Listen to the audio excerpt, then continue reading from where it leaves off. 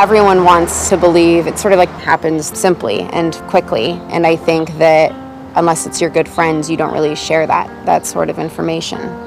I'm 28 years old and I'm very interested in having kids. I am 30 years old. I'm 33. I am 34. I'm 45 years old. And all of a sudden you realize it's a whole lot harder than you think it's going to be. You hope that things will happen and take its course and things will fall into place. I get a little nervous just thinking about it. It seems like kind of a scary place. There's so much involved. Not only are you having fertility issues, but you're trying to do something about it. As far as I've been informed, age and health are very important. It becomes difficult to get pregnant probably around 40. 45? 37, 38. Probably in your later 30s to 40s. I've heard that, your best fertility time is in your 20s, but it's kind of hard to do that with a career. There were more important things in our lives than starting a family, like establishing ourselves financially. Yeah, I don't know a whole lot, honestly, about other fertility treatments. If I had to guess how much fertility treatments cost, I have no idea. I actually don't even know what doctor you see for that. I don't know if I would just go to my gynecologist and ask about it.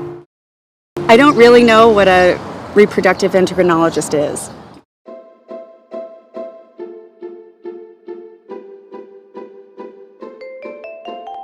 There are over 7 million infertile couples in the United States, and it's amazing how few actually come in and begin treatment.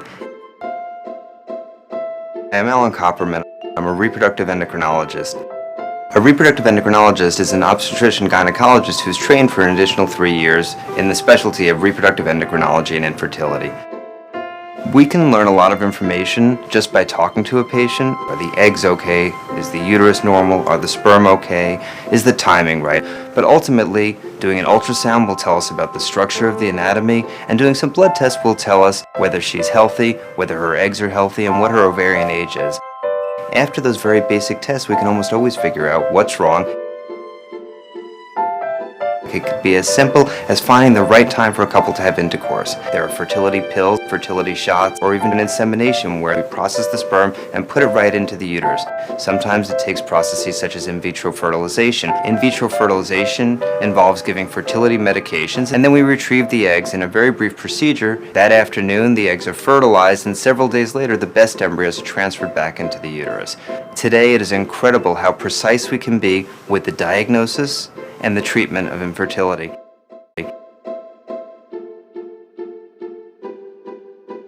I think that couples are afraid that the first visit is going to be scary, or they're going to find out things that'll suggest that they're never going to have a baby. You kind of see some of those anxieties alleviate because there is a plan of care set in place. So initially when the patients come in, you'll walk in the fertility clinic and you'll be greeted by the patient services coordinator, and then you're going to meet with your physician. They'll go over physical, they'll go over an initial assessment, and then the nurse will describe the testing and the diagnostic tests that are available. And then you have a whole team behind you, which includes your nurses, your phlebotomy team, and your complementary care team. And there are financial options available for couples out there. So make sure when you actually do come to a fertility center that you meet with their financial team to understand what is available to you. Whether you're a same-sex couple, a couple who's been married for years, single mother by choice, or a woman who wants to preserve her fertility, every patient who walks in the door has the same goal: to have a family of their own. Each patient's experience with fertility treatments is unique and may differ from the stories presented in this video. Patients should consult with their healthcare provider to discuss if fertility treatments would be appropriate for them. When I was in my early 20s, I would say that I would be married with a few kids, by the time I was in my 30s. It wasn't really until I hit my mid-30s that I realized, maybe I want to settle down. When I did meet the man who would become my future husband, we fell in love, and of course we knew that we wanted to have a family right away. One day we went to my OBGYN. We were in the chair and my husband was holding my hand, and we were just like kind of two expectant parents. We saw the technician. She sits down and she says, I'm really sorry to inform you, but we're not hearing the fetal heartbeat. You envision that, everything's going to be perfect and you won't have to struggle. And unfortunately, that's not always the hand that you're dealt, so. We had 2 pregnancy losses within 2 years, and then there was a third pregnancy loss. It blindsided us a little bit.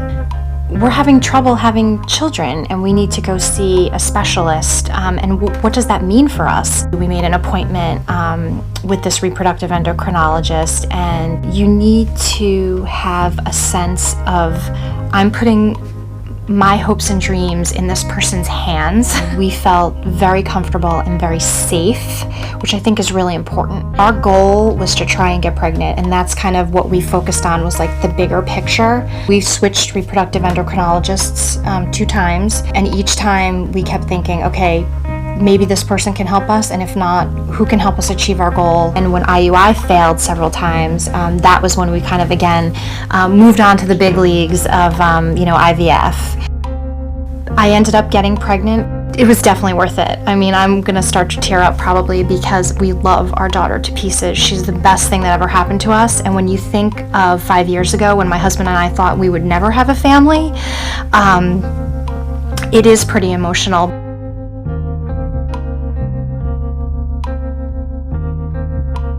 I was the type of child that my whole life revolved around having children, and it was like I couldn't wait until I was old enough. So I figured by 25, 26, I would probably be married and ready to have children.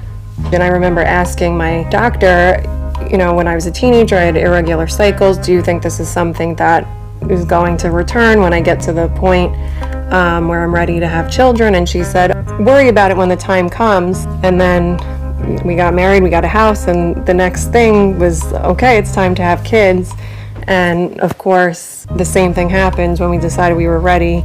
From the time that we started trying until the time that I went to the specialist was probably about a 8-month period, I would say. And when it's not happening and you're watching everyone around you get pregnant, and I was depressed and lonely, and we did everything right. Why does this have to be a problem now? I think there's a lot of shame in infertility. It's almost like embarrassing. This is something that's supposed to happen naturally. And it was through looking on the internet and finding others who had the same hormonal disorder that I had.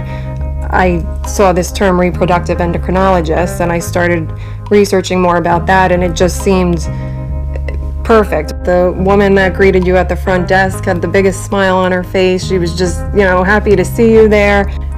I just felt walking into that office that I was at a place where people wanted to help me. They were going to help me.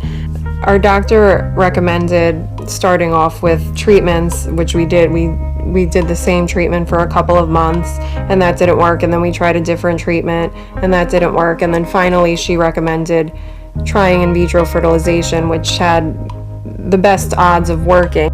We were fortunate enough for it to work, and we ended up with 2 beautiful, happy, healthy twins. I just feel grateful about the whole process. It was something that I wanted for so long, and as soon as I knew that there was something that could be done immediately, I didn't hesitate at all.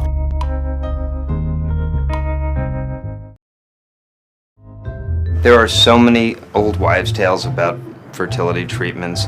We're here to demystify all of that.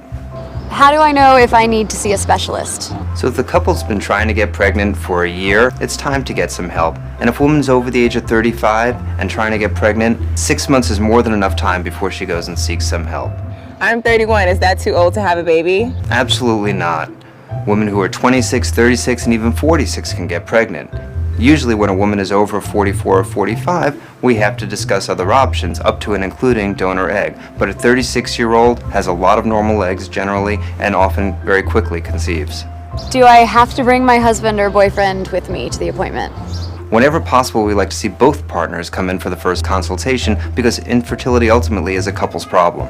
What are the risks associated with fertility treatments? Possible side effects of fertility treatment and fertility medications may include mild cramping and or abdominal pain, mild bruising and soreness at the medication site, nausea, breast tenderness and increased vaginal discharge, mood swings and fatigue, and ovarian hyperstimulation syndrome, or OHSS. OHSS involves sudden ovarian enlargement accompanied by fluid accumulation in the abdominal cavity. This may occur with or without pain and with or without accumulation of fluid in the lungs. OHSS is caused when the ovaries become overstimulated by the various hormones that cause follicular development. Your doctor will monitor you frequently to help address these risks. What are some myths about fertility? One common old wives' tale is that drinking a lot of cough syrup is good because it could thin the cervical mucus, making it easier for the sperm to pass through. It turns out that that really has no basis in truth. The whole boxers versus briefs is a question that's been asked for years. It turns out that probably doesn't matter. But if a guy is spending hours and hours in a hot tub, then that will elevate the temperature of his testicles and it may impair sperm formation. Thank you for taking this tour with us today.